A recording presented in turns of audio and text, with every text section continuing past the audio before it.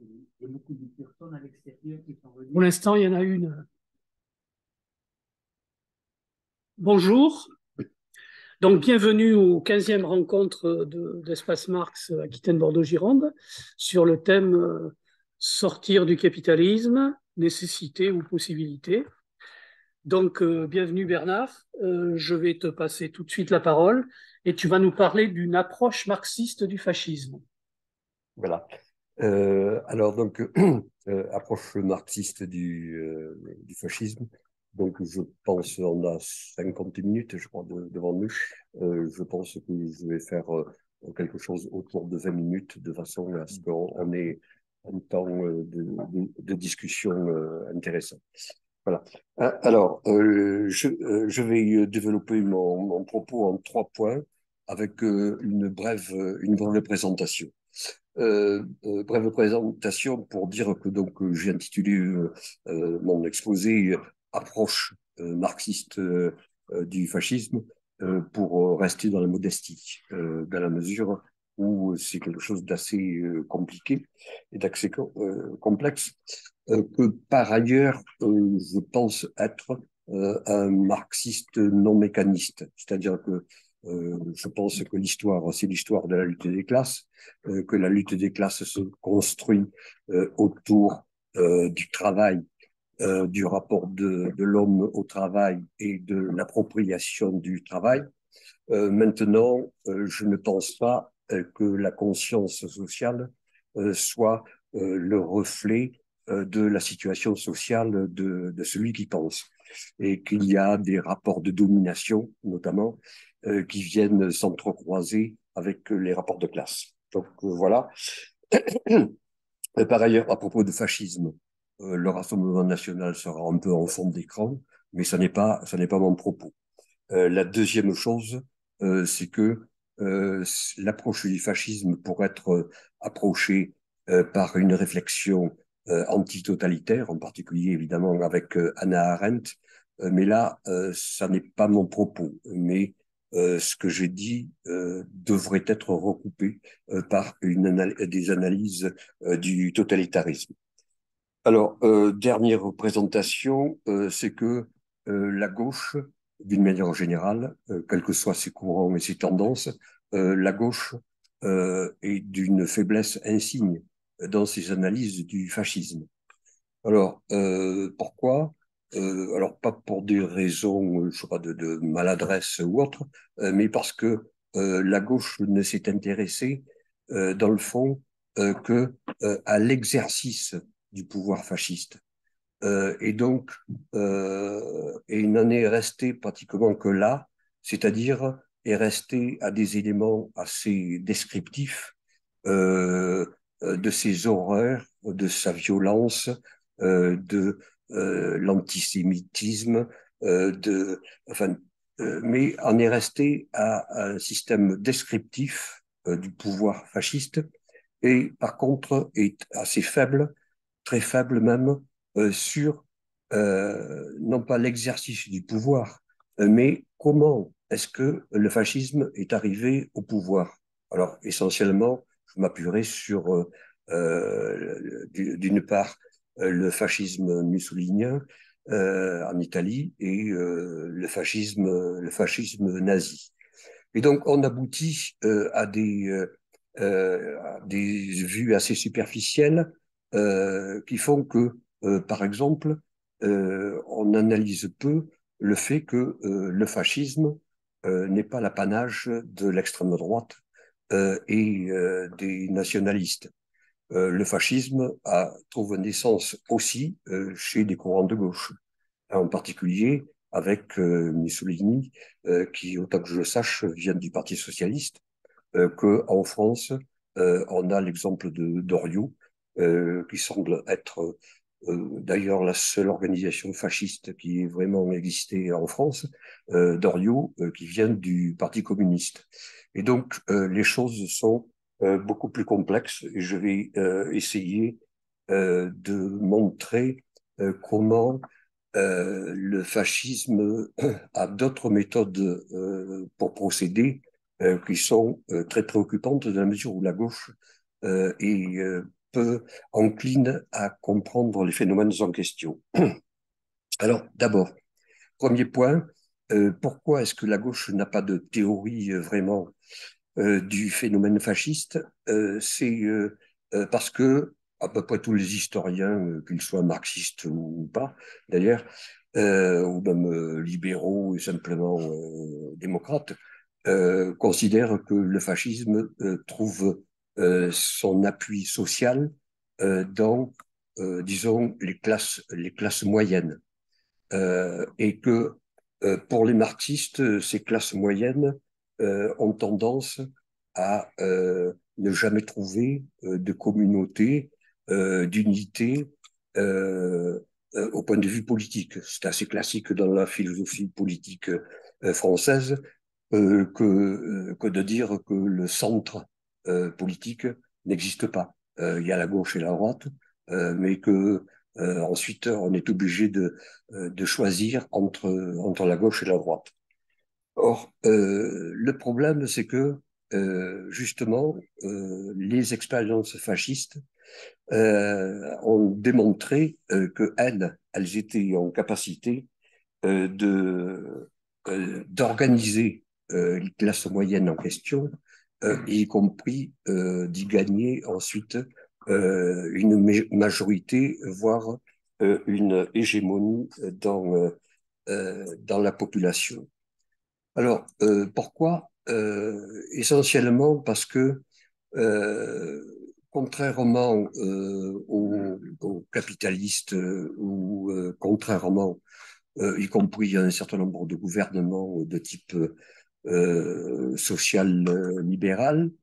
Les gouvernements en question, pour contrôler les mouvements sociaux, y compris contrôler les classes sociales en question, s'appuient sur des institutions du type école, église, pour pour maintenir ces populations dans des systèmes de domination et quelque part d'atomisation sociale.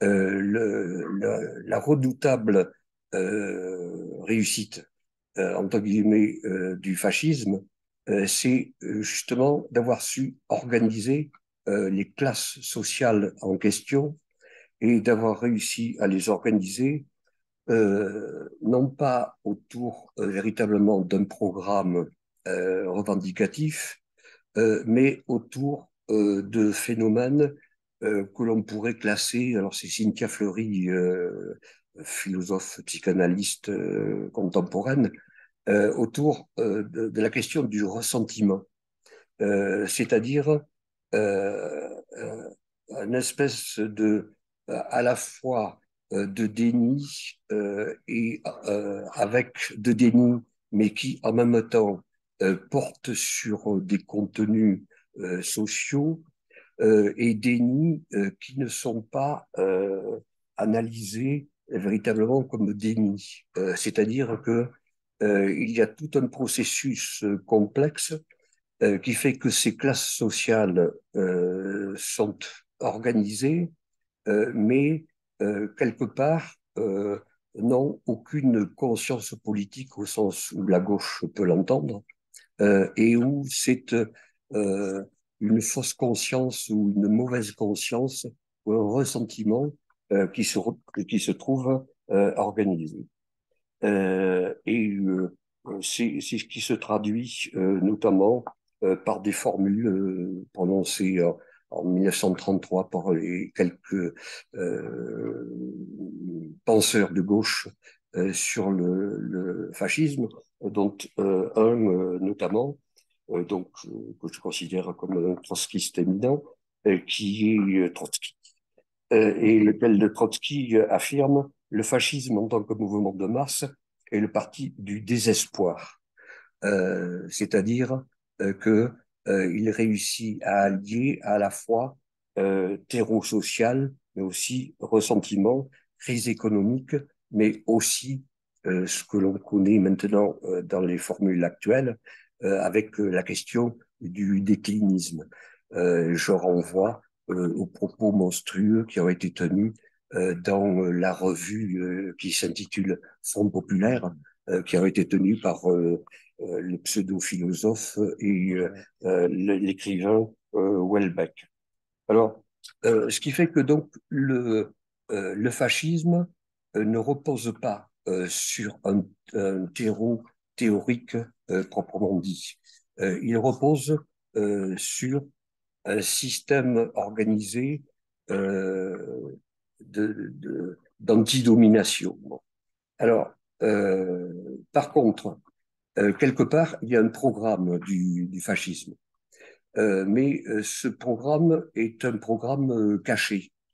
C'est-à-dire que, mais quelque part, les fascistes ne disent jamais, les fascistes, contrairement donc aux marxistes, ne pensent pas que ce sont l'histoire des forces économiques qui font l'histoire. Mais par contre, ce qui est une constante chez eux, c'est que ils ont une manière de faire de l'histoire qui consiste à se référer en permanence à des univers passés mythiques dans lesquels le peuple aurait été uni autour de projets communs. Et donc, l'idée même d'histoire est complètement déniée par le fascisme. Il se réfère toujours à des univers mythiques. Et ça se traduit par le fait que le fascisme n'est ni de droite ni de gauche. Et alors, non pas au sens évidemment où Macron l'entend, qui est plutôt une vision bonapartiste des choses, et donc on rentre dans une autre catégorie politique assez clairement identifiée. Mais quelque part, donc, le programme caché du fascisme se réfère à un rejet des Lumières, à un rejet de l'idée de république et de l'idée d'égalité. C'est-à-dire que il n'y a pas un rejet, un refus de se situer à droite ou à gauche, il se situe dans un ailleurs antérieur. Alors, je développerai peu là-dessus, mais je citerai simplement, c'est toujours assez significatif, les emblèmes. Les emblèmes des partis sont toujours très significatifs de leur programme. Et là, je vous rappelle que le fascisme, donc c'est Mussolini qui en est l'inventeur, ça fait référence au faisceau, c'est-à-dire aux instruments du pouvoir impérial. Ça fait référence avec le salut, ça fait à nouveau référence à un empire romain mythifié, au niveau du fascisme nazi, ça fait référence à la svastika, qui est un emblème solaire typique des sociétés nordiques antiques, etc., etc. Que par ailleurs, il y aurait une assez longue étude à faire aussi sur la flamme tricolore du Rassemblement national, qui existe toujours, qui a été empruntée au mouvement fasciste italien MSI et qui a été reprise à nouveau après discussion. Les discussions sont très intéressantes à suivre d'ailleurs sur comment il a été quelque peu modifié. Et là aussi, c'est la flamme de quelque chose de libérateur et d'émancipateur. Alors, j'en viens à ça, c'est que toujours le programme caché du fascisme, c'est que le fascisme prétend réparer tout le mal fait par le libéralisme, y compris le libéralisme économique, et la démocratie.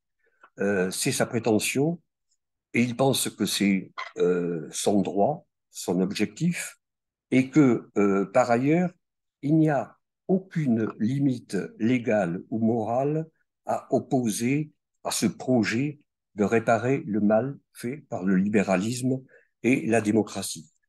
Alors, l'exemple que je citerai, Volontiers, je crois qu'on est à 60 ans ou 70 ans là, du procès de Eichmann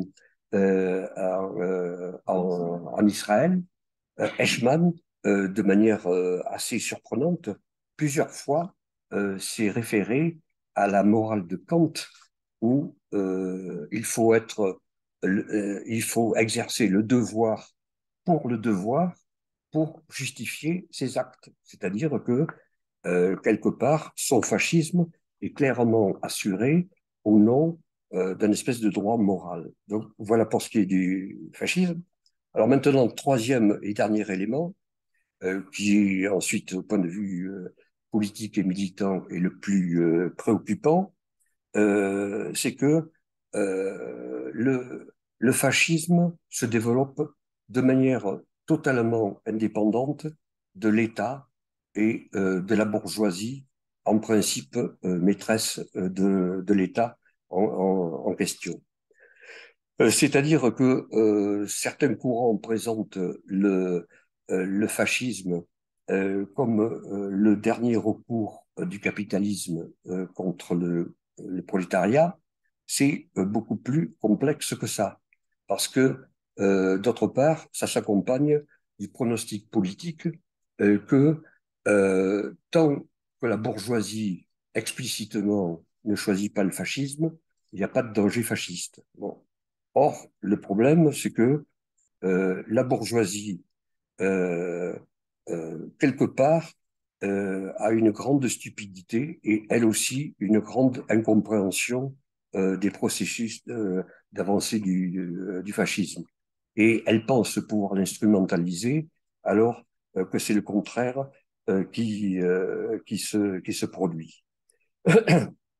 Euh, C'est-à-dire que euh, à tout instant, il y a un certain nombre d'éléments bourgeois qui effectivement hésitent à avoir recours au fascisme pour imposer un certain ordre et certaines mesures qui vont en faveur du prolétariat, pour continuer à employer un peu notre jargon. Mais dans ces situations-là, la bourgeoisie, en fait, se divise. Voilà. Ça n'est jamais de manière claire et nette que le choix en question est fait. Simplement, comme il n'y a pas de programme, comme le processus de construction du fascisme est assez complexe, plutôt que d'avoir une approche politique au sens strict du terme de l'avancée du fascisme, il faut avoir plutôt une approche fonctionnaliste. C'est-à-dire que euh, le, euh, les éléments et les représentants de la bourgeoisie pensent pouvoir s'appuyer sur le fascisme, mais ensuite, euh, cet appui leur échappe et se retourne contre eux. Et je pense que de ce côté-là, la politique menée à l'heure actuelle par Darmanin est une politique qui est une politique plus qu'imbécile, qui est une politique dramatique, dans la mesure où, quelque part, il pense s'appuyer sur euh, un certain nombre d'éléments, on va le dire, racistes, xénophobes, pour essayer de maintenir un pouvoir. Et que, quelque part, il fait partie de ceux qui font, en effet, le lit du fascisme. Alors maintenant, euh, euh, dans ce projet de construction du fascisme, ça signifie que au niveau du fascisme, euh, le fascisme n'a pas véritablement de programme et, à vrai dire, selon les situations, il passe ou il passe pas des alliances avec un certain nombre de courants, mais toujours avec cette volonté de revenir à une antériorité entre la droite et la gauche. Et que leur seul but et leur seule manœuvre, c'est de parvenir au pouvoir. Et de ce côté-là, je finirai presque sur la recommandation de voir ou de revoir le film Les Damnés de Visconti, qui exprime très bien à la fois la pourriture morale sur laquelle le fascisme peut s'installer, que la bourgeoisie se divise, que faute de rectitude, elle finit par lâcher l'affaire par rapport au fascisme, et que, y compris, ça se produit à l'intérieur du fascisme des liquidations internes avec la liquidation des SA, parce que à un moment donné, il fallait cesser d'avoir des actions violentes et qu'il fallait avoir une phase momentanément pacifique de la part des fascismes. Et donc, ce courant a été liquidé. Et donc,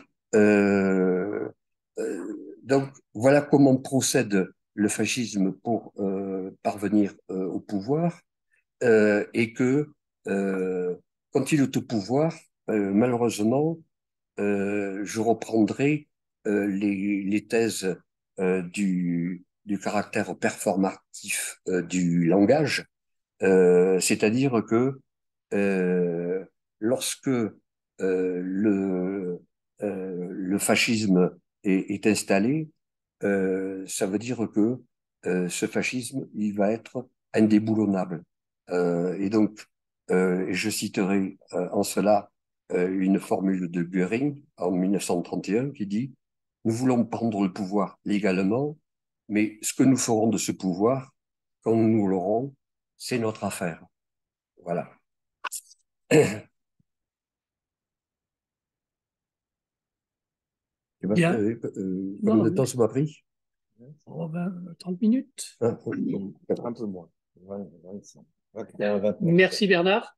Bien, est-ce que quelqu'un souhaite prolonger le propos de Bernard ou Vincent, tu te rapproches, s'il te plaît. Je me précipite parce que Tu vas malheureusement, partir après. je vais devoir partir. Je voulais faire. Remercier évidemment beaucoup Bernard pour son intervention et la pertinence du propos, souvent, très souvent, presque toujours, presque tout le temps. Mais non, franchement, dans l'ensemble, je m'y retrouve, mais il y a quelques petites choses sur lesquelles je m'interroge. Bon, déjà, par exemple, pour les damnés, je trouve que Luchino Visconti montre de façon magistrale comment le passage au fascisme, au nazisme, dans la famille, puisque ça se situe dans une famille de la très haute bourgeoisie, a lieu, comment dirais-je, de manière quasi générationnelle. C'est-à-dire c'est un apport familial d'à côté, si je puis dire, c'est-à-dire pas la grande famille bourgeoise, mais un membre devenu membre de cette famille par alliance qui va pactiser avec l'arrivée des nazis, nazi lui-même d'ailleurs. Donc le passage de témoin se fait, si je puis dire, assez bien, même si évidemment on ne peut pas réduire loin de là ce chef-d'œuvre des damnés à cette remarque. Donc ça, c'était la première note. Alors, la deuxième concerne la référence que tu fais à Kant, référence dans laquelle je me retrouve totalement, à ceci près que ce qui se passe avec les idéologues nazis, à mon avis, c'est qu'ils s'emparent de la morale kantienne, ils s'emparent du droit romain pour mieux les rejeter, c'est-à-dire se les accaparer pour le folk, pour la nation allemande. C'est-à-dire que le caractère universel qu'a, d'une certaine façon, l'élaboration du droit romain et le caractère totalement universel, au meilleur sens du terme, d'un Kant pro-républicain très favorable à la Révolution française, d'une certaine manière, ils l'instrumentalisent totalement pour le mettre au service de leur idéologie. Ça, c'était la deuxième remarque. Troisième remarque, absolument, à mon avis, c'est absolument remarquable de ce point de vue, la capacité extraordinaire qu'on trouve beaucoup en politique, mais à ce point-là, c'est quand même de loin les meilleurs, la capacité extraordinaire des fascistes ou des nazis d'avoir un programme et d'avoir une absence de programme, l'objectif étant, dans leur premier temps, de conquérir le pouvoir. Par ailleurs, déboulonnable quand même, mais même s'il vaut mieux éviter d'avoir à se poser le problème de la manière de le déboulonner. Et donc, de ce point de vue, je voulais faire référence à un antifasciste, anti-nazi de la première heure, c'est-à-dire Klaus Mann, de la famille des Mann, qui se trouve viré d'Allemagne en 1933, je crois, enfin, très très tôt, et qui continue le combat jusqu'à d'ailleurs se donner la mort, comme Stefan Zweig, pendant, je crois que c'est juste après la guerre, mais dès 1933, il écrit un article polémique et en même temps une analyse de quelques pages sur la prise du pouvoir des nazis, en prenant un exemple très simple, celui de la morale et celui des cigarettes. Et donc, il montre comment les nazis, au nom de la morale, sont évidemment pour le folk, pour la forêt, pour la nature, donc totalement contre l'usage de la cigarette, et puis changent du jour au lendemain leur position politico-morale par rapport à l'usage de la cigarette, tout simplement, même si c'est un peu schématique, parce que les trusts de, de la production de cigarettes les soutiennent ou peuvent les soutenir. Voilà. Donc, c'était la remarque les remarques, pardon, que je voulais faire en me retrouvant dans beaucoup de remarques qui sont faites. Et donc,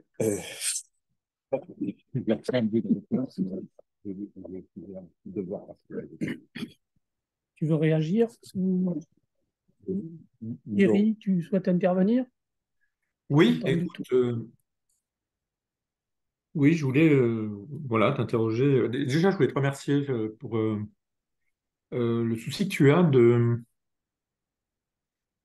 ne pas caricaturer le fascisme et l'extrême droite, c'est-à-dire et de penser son articulation quand même un peu plus subtile que des schémas trop mécanicistes, effectivement, son articulation à la question à la bourgeoisie, aux intérêts du capital.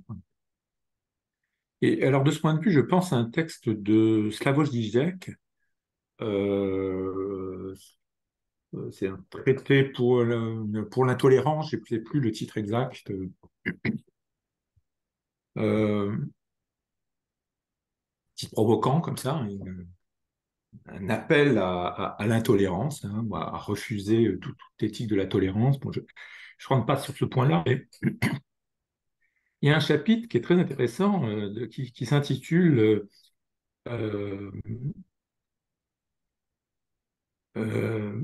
pourquoi, de mémoire, hein, mais pourquoi les idées dominantes ne sont jamais les idées de la classe dominante.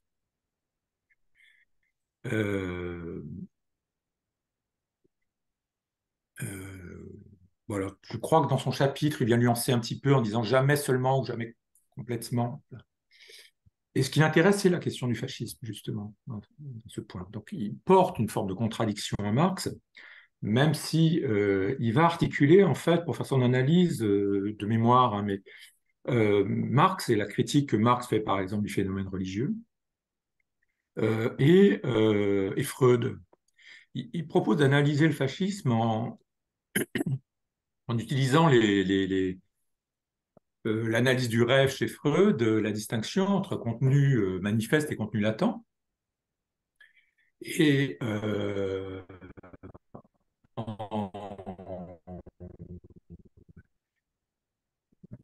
il soutient que le contenu latent, du point de vue des classes populaires d'extrême droite, c'est un discours proprement populaire. Pardon, c'est bon? C'est bon, Tu mais m'entends? tu as intérêt peut-être à couper l'image pour garder un son qui soit correct. Ah, très bien, très bien. Attends, peut-être faire un truc, j'ai peut-être fait une connerie aussi. Alors, je te coupe l'image. Tu Voilà. vas en bas. Voilà. Ouais, c'est bon. Vous m'entendez mieux là? Non, c'est Vous pire. m'entendez mieux? Bon, Bof. on t'entend. On t'entend. Continue. Bon. Oui, c'est donc par rapport à Freud, ce qu'il cherche à montrer, donc, c'est que au contenu manifeste, contenu latent, c'est que il y a quand même un contenu latent, il y a un contenu latent absolument positif et d'une expression populaire authentique, à savoir que ce qui s'exprime, c'est un désir de communauté dans le fascisme. Euh, euh, Authentique, enfin. Euh, Évidemment, le contenu manifeste n'est pas celui-ci parce que cette aspiration est prise dans une distorsion qui est liée, bien sûr, à la domination du capital. Euh, bon, le parallèle qu'il fait avec Marx, c'est que voilà, il explique que finalement, si la religion chrétienne est devenue un grand instrument idéologique du capitalisme, mais c'est parce que la religion chrétienne a en même temps repris à son compte tout un ensemble de thématiques, d'aspirations et même qu'elle resserre dans un certain nombre de pratiques authentiquement populaires. Voilà. Euh, bon, voilà, je soumets donc cette analyse telle que je me la rappelle, hein, c'est un peu succinct, mais de Slavoj Žižek que j'ai trouvé intéressante. Voilà. Ok, Thierry.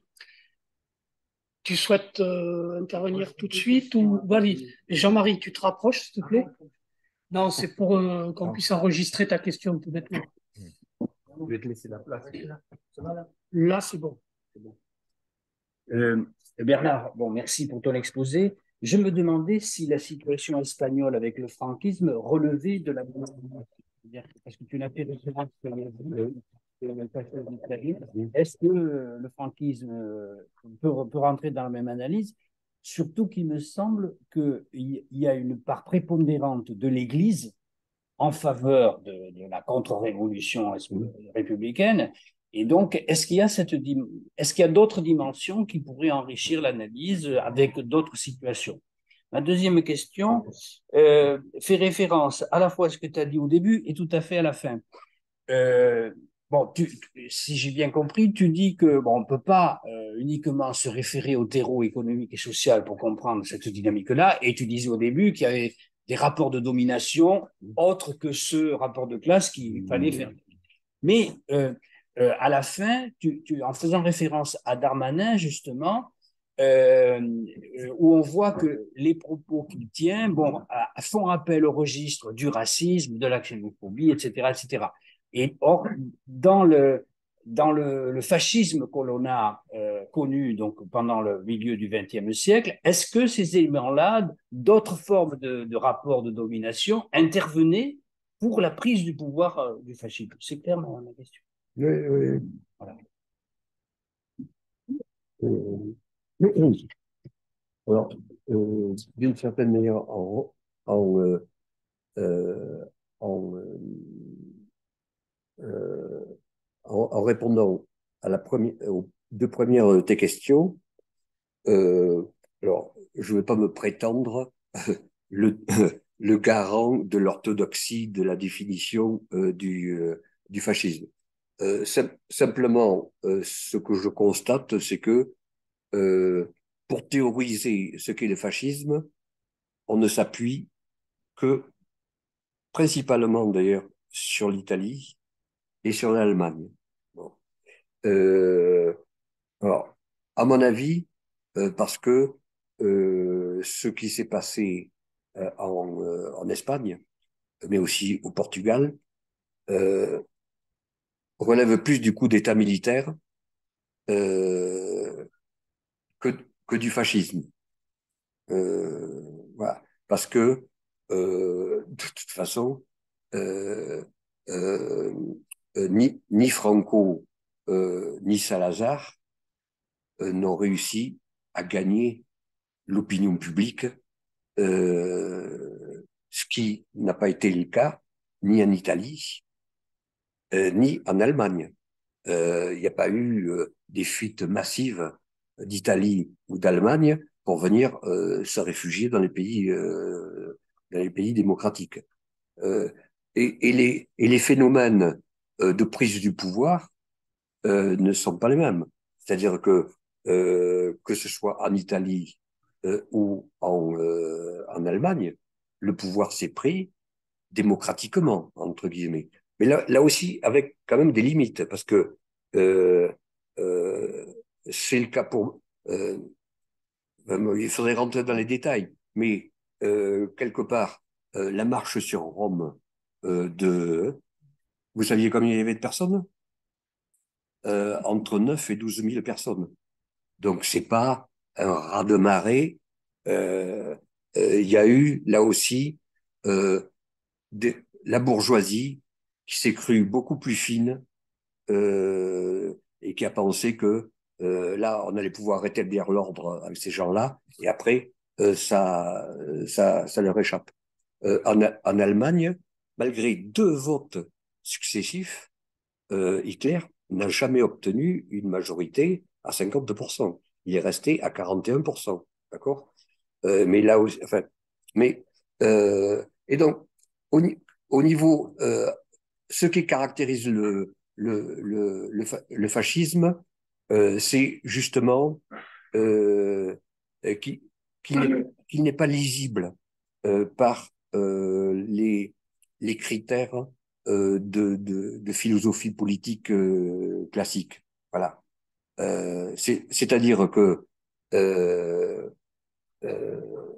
euh, comment dirais-je, si euh, c'est ce que j'essaie de dire à la fin, quand on a une définition précise du fascisme, c'est trop tard. C'est-à-dire qu'il est là et que quelque part, quand il est là, quand on en fait l'expérience historique, on ne s'en remet jamais. Voilà. Une société ne s'en remet jamais. Voilà. Je pense que c'est assez typique de l'Italie et de ce qui est en train de se passer. En Allemagne, ça se passe autrement. Mais et alors, est-ce que j'ai répondu à tout ce que question que tu m'as posée? Alors, c'était essentiellement le problème, c'est que c'est difficile de définir le fascisme. Parce que quand on le définit, c'est trop tard. Voilà. Vous connaissez un peu le caractère performatif du langage. C'est-à-dire que quand je dis, ça existe. Et comme ça existe, je peux plus dire. Enfin bon, et donc, c'est pour ça que je serais assez prudent par rapport. C'est pour ça que j'ai dit que le Rassemblement national est dans le paysage, mais à l'heure actuelle, je ne dis pas que le Rassemblement national est une organisation fasciste. Maintenant, ce dont je suis persuadé, c'est que elle est proto-fasciste. Et que, en particulier pour entrer dans des cas précis, sur des éléments qui ont fait polémique, mais à mon avis à juste titre, il va falloir s'y pencher sérieusement, parce que le problème va se reposer, c'est est-ce qu'on peut voter en commun une chute de gouvernement avec le Rassemblement national? Voilà. Et le problème va se poser à nouveau, puisque le Rassemblement national va déposer un projet de loi alors c'est très tordu, un projet de loi sur la réintégration des personnels hospitaliers qui ont refusé de se faire vacciner. Déjà, alors c'est très tordu, euh, parce que je pense que à certaines conditions, c'est une revendication démocratique, mais attention, les personnels en question, une bonne partie font ça par conviction, qui sont des convictions, à mon avis, irrationnelles et fachoïdes à terme. Et que dans le texte qui est proposé, il va être proposé que les personnels, dans le Rassemblement national, apparemment, va être proposé que les personnels en question soient indemnisés. C'est-à-dire que, alors, la question de l'indemnisation n'est pas là. Mais indemnisation, ça veut dire reconnaissance au moins de la bonne foi, voire de la légitimité de la revendication. Donc, voilà, c'est très compliqué par rapport au fascisme intelligent. C'est très compliqué. Voilà. Je sais pas, je suis pas sûr d'avoir tout répondu à tout. Pardon? Ça va cheminer. Ouais. Vas-y. Merci pour Ouais. tout cet éclairage. Et moi, ça me réjouit parce que j'avais dans l'idée un peu simpliste que voilà, le capital, pour se maintenir, hein, il avait cet avantage de pouvoir s'adapter jusque-là. Société industrielle, manufacture industrielle, financière, numérique aujourd'hui, pour se maintenir. Et j'avais le sentiment que quand ça marchait pas, il avait recours à la social-démocratie, puis ça s'enchaînait avec l'extrême droite, au vu de cette droite qui est plutôt extrêmement droite extrême, comme Macron. Donc ça me donne un éclairage. Et, et sans doute qu'il y a aussi un lien par rapport à ce que tu dis, à savoir que au niveau idéologie, le fascisme, il s'accorde à récupérer, à faire de la récupération pour ensuite en faire une perversion. Mais quand je pense à Sarko et puis Macron qui se sont revendiqués de Guy Mouquet, il n'y a pas si longtemps que ça, puis aujourd'hui Macron, le CNR, je me dis que quelque part, il y a quelque chose de similaire, quoi. Euh, et puis ensuite, je dirais aussi qu'il y a l'exemple aussi de Gloria, Gloria en Italie. J'estime qu'elle est un peu facho, mais déjà, elle avait donné quelques mesures qui, pour moi, sont du saupoudrage, mais qui vont dans le sens de la population, alors qu'ensuite, très rapidement, elle va remettre en cause, elle va s'attaquer aux migrants, aux droits sociaux, aux syndicats, etc. Donc, je pense que c'est un peu ce que j'ai compris de l'idée facho, quoi. Puis j'ajouterais que par rapport à l'inquiétante de ce que tu racontes, à savoir qu'une fois que le fascisme est installé, eh bien, il va être pérennisé. Ça, évidemment, ça m'inquiète. Et ça me pose la question aussi des pays d'Amérique latine, quand même, qui ont servi le capitalisme. Et puis, bon, il y a quand même des basculements. On le voit en ce moment, Bolsonaro qui est battu par Lula. Donc, ça me paraît un peu, j'ai du mal à comprendre parce que c'est pas forcément définitif. Voilà, donc c'est ce que je voulais dire par rapport à ça. Voilà, c'est tout.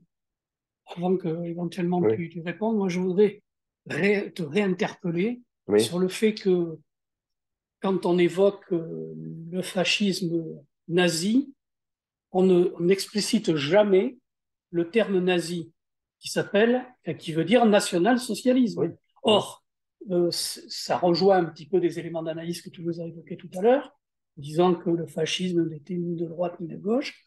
Je ne partage pas complètement, mais en tout cas, ce qui est sûr, c'est que la référence au national-socialisme, ça reflète effectivement quelque chose de la nature du fascisme, c'est-à-dire sa capacité à s'appuyer sur des moments historiques particuliers, mais ensuite pour évidemment s'accaparer le pouvoir et développer une politique qui n'est jamais au service des peuples.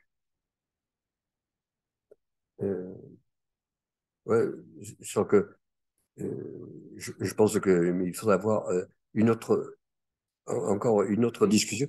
Je ne pense pas que les catégories droite-gauche permettent de penser la nature d'une organisation comme le Rassemblement national. Voilà. Euh, le, euh, le, le, le Rassemblement national ne se réfère pas à la droite et à la gauche. Il se réfère, y compris, à la contestation de l'opportunité de cette distinction. Il se, euh, c'est une organisation fasciste, voilà. Et, euh, et alors, ensuite, euh, je me souviens plus ce que tu. Euh, mais L'absence d'explicitation de la notion de national-socialisme au oui, regard oui, du fascisme. oui, oui, c'est ça. C'est que l'expression national-socialisme, elle doit être prise comme un tout. Il ne faut pas la décomposer entre national et socialiste. Euh, le, le fascisme, je pense que le Rassemblement national est une organisation fasciste. Le fascisme se situe à la fois dans une vision de l'histoire et dans ses méthodes, dans euh, un autre univers que l'univers des références républicaines et des références droite-gauche. Ça n'est pas leur contenu programmatique, comme on dit. Et alors, euh, ce qui fait que il est,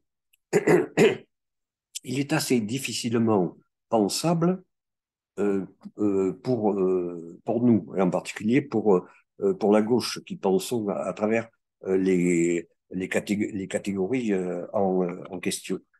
Euh, et, euh, euh, et en particulier, toute alliance avec le Rassemblement national est, est une alliance problématique, où on pense les instrumentaliser, où en fait c'est le contraire. Et ça s'est produit de multiples fois. Et que c'est pour ça que euh, une des thèses, à mon avis, marxiste mécaniste, qui consiste à dire le fascisme est la dernière ressource du capitalisme, c'est mécaniste et c'est faux. C'est-à-dire que c'est autre chose. C'est euh, euh, et que donc la dernière chose, je l'ai déjà dit, euh, on, on ne se remet pas d'une expérience fasciste. Voilà. Parce que Euh, voilà, on sent. Et alors, cela dit, il me semblait que je voulais aborder aussi autre chose sur ces mécanismes. Oui. Euh, euh, Une dernière hein, question d'Yvan, oui, oui, peut-être que ça va oui. te permettre Vas-y, de... ouais. Ouais, Et après, on passera... deux questions rapides. La première, tu as parlé de la flamme du Front Ouais, National. ouais. C'était quand même la flamme de la résistance, hein, du Front National de la résistance aussi. Je demande à voir. Si, J'ai j'ai la carte d'ancien déporté de mon père quelque part. Il y a la flamme bleu-blanc-rouge aussi. c'est une flamme. La forme flamme. La forme flamme. Oui, oui, il me semble bien. Bon, je ne l'ai pas apporté, donc je ne peux pas te dire, mais il me semble bien. Bon, c'est peut-être à creuser, mais ce qui est incontestable, c'est que Oui, donc, très faire à ça. au départ, le Front National a récupéré l'emblème du MSI italien qui lui se réclamait proto-fasciste, d'accord? Et ensuite, euh, au fur et à mesure de sa dédiabolisation, le Front National a hésité à continuer à avoir ce sigle. Alors maintenant, lisez, alors je les ai pas en tête, les justifications de Marine Le Pen sur pourquoi cette flamme, etc., etc. Elle dit c'est la flamme de la liberté, etc., etc. Elle se refuse à toute référence historique de la flamme en question. Et y compris, elle ajoute, parce que c'est ce qu'ils ont fait avec lorsque ils ont changé de nom, qui se sont appelés Rassemblement National, ils la mettent, la flamme est dans un cercle qui n'est pas fermé. Et elle dit, voilà, c'est une flamme qui est dans un espace ouvert, signe d'ouverture, etc., etc. Mais il n'empêche que, alors ça c'est un grand classique des analyses, y compris de sciences politiques classiques, c'est que les emblèmes sont toujours très significatifs d'orientation politique et que systématiquement les emblèmes fascistes ont des contenus évocateurs, mais c'est jamais la référence à des concepts. Drapeau tricolore, c'est à la fois c'est liberté, égalité, fraternité, mais c'est le blanc, le rouge et le. Enfin bon, rappelez-vous la polémique, le drapeau rouge a fait le tour de la place de je sais pas quoi, alors que le drapeau tricolore a fait le tour du monde, enfin des trucs comme ça. Mais voilà. Euh, euh, euh, enfin, les drapeaux, les emblèmes et alors Marine Le Pen s'est permis de dire oui, mais là c'est la tradition, comme nous on a la flamme, comme le PCF a le marteau et la faucille. À part que marteau et la faucille, ça a un contenu politique très précis. Et historiquement, c'est l'alliance. Alors, évidemment, il n'y a plus les mêmes emblèmes pour définir paysannerie et industrie, mais c'est un contenu social rationnel. Les emblèmes fascisants sont des emblèmes évocateurs d'un passé révolu d'unité populaire disparue. Voilà. Ma deuxième question portait quand même sur le travail d'Annie Lacroix-Ries, Oui, sur banquier et capitaliste sous l'occupation, oui, qui montre bien quand même, et la synarchie, oui. donc que j'ai pas entendu, hein, mais bon, qui montre bien quand même les relations organiques entre le capital et le fascisme. Oui, alors maintenant, euh, maintenant, Alors, je ne veux pas dire de sottise, Je pense au mais Renault. je crois que Madame Lacroix-Harry, que j'ai lu avec intérêt il y a plus de 20 ans de ça, qui était citée également, je crois, par mon camarade disparu Daniel Ben Saïd. Je pense qu'elle elle a visé, elle a viré complotiste et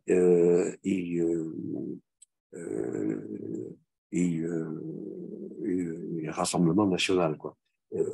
Enfin, je suis. Enfin. Elle travaille sur les archives. Vraiment, je dis ça sous réserve.